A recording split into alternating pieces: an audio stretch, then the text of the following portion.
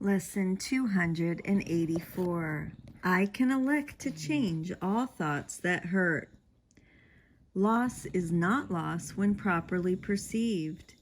Pain is impossible. There is no grief with any cause at all, and suffering of any kind is nothing but a dream.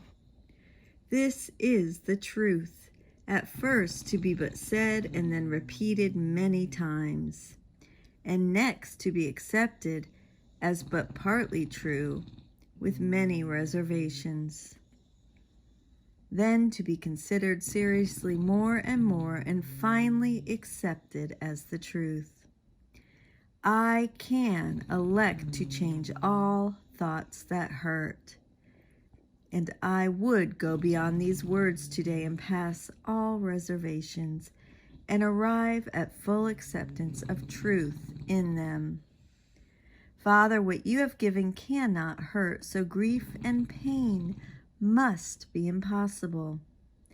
Let me not fail to trust in you today, accepting but the joyous as your gifts, accepting but the joyous as the truth. I can elect to change all thoughts that hurt.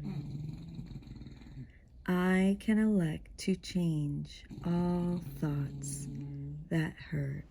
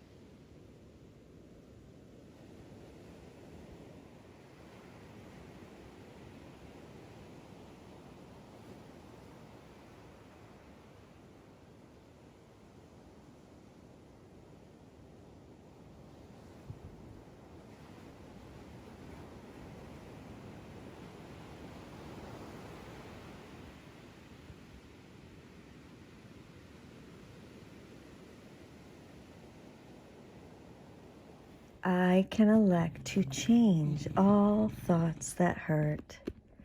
This is another important lesson for its concise description of the learning process of A Course in Miracles.